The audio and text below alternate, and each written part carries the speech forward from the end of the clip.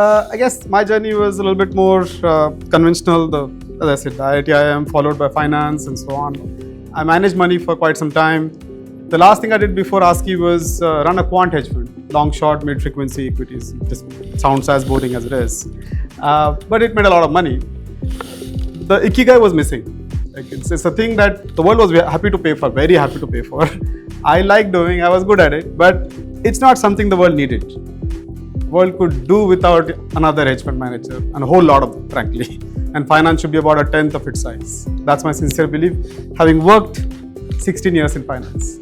So I got to thinking, what should I do? I come from a farming background, as in my grandparents on both sides are farmers, were farmers. My cousins still grow grapes, onions, tomatoes. I've seen tractors of tomatoes and onions left on the street because the farmers couldn't get paid enough to even pay for the transport cost.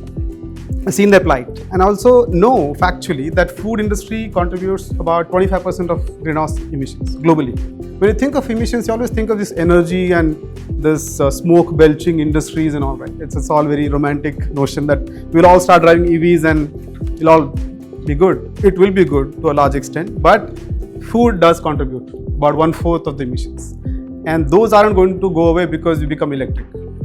A lot of it is to do with methane, on-farm things, right? So I said, that's a good intersection of things. Climate, which is a passion area for me, food and agri-industry, which I've grown up around, and then my knowledge of finance and technology. Maybe that concoction can do something. So yeah, here we are. We asked ourselves, why is it that the farmers burn stubble? I mean, they aren't trying to kill us. They have some incentives, motives, notions, beliefs, and costs, of course. It turns out that there is a policy issue because of which the farmers don't get more than a couple of weeks to, after the harvest of rice, to plant wheat. There is just a natural constraint there. And their labor availability is very low. They also have this notion that there is, maybe it's partially true, there are diseases from the previous crop which will go away if you burn it. There are ways to handle it, but burning is the easiest, right? It just happens, zero cost, at least to themselves. Yeah. And so that's just been the bias over the last few years. So burning wasn't prevalent in Punjab till 1990s.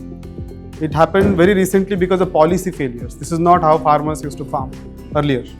So we said, what can we do which can... So we interviewed a lot of farmers and we concluded that if we just paid them about 1,500 rupees per acre, that incentive was enough for them to switch to picking the equipment that the government had already put out there, balers and happy seeders and so on and so forth.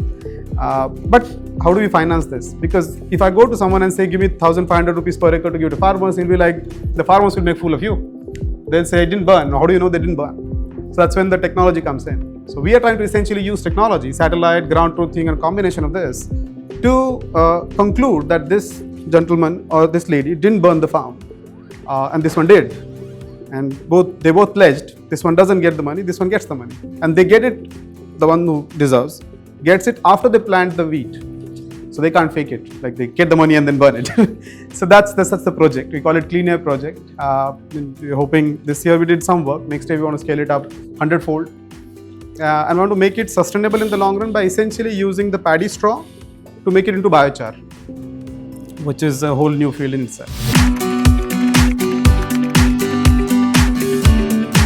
So frankly, I am super excited about biochar for a very simple reason. We can think of it as nature's own carbon storage and capture. We keep talking about this fancy equipment with this, fans and boxes which capture air and then take carbon dioxide out of it and then put it in the ground and all that. It sounds fancy. It's $1,000 a ton in terms of cost. Biochar is less than $100 per ton in cost in production. It sequesters carbon stably for hundreds of years. What's most important is it doesn't take any serious equipment to manufacture it, and the raw material is simply organic waste. So paddy straw fits right in. But not just that, you can just go to Washi's vegetable mandi and take the daily waste, dry it, make biochar out of it. You can do it all over the country. And then almost there is a 4 to 5% carbon removal that can happen just with biochar in the world of the excess that we've emitted over the last several decades. So we're setting up a biochar plant in Kargaon, MP, South MP, close to the Maharashtra border. And maize, agri waste after harvest, getting it within a 50 kilometer sort of, not on 50, 25 kilometer radius onto a Contiki kiln. These are these kilns which do pyrolysis, which heat the biomass at about 300 to 400 degrees without oxygen. That's the crux of the matter. And then you do it properly, 12 hours, you basically get this 97% carbon charcoal, which we call biochar. The crucial thing is to make sure that it doesn't get burned. So you can do one of two things with it. You can put it with vermicompost and other manure and all that, saturate it, put it back in the field. It improves the soil quality. It helps you, think of it as it's a nice hotel of sorts for the microbes. So it helps the soil retain water and nutrients. So you need less water, less nutrients, but the soil regenerative capacity has gone up and you sequester carbon. And you can also use it in cement as an addition if you make enough of it.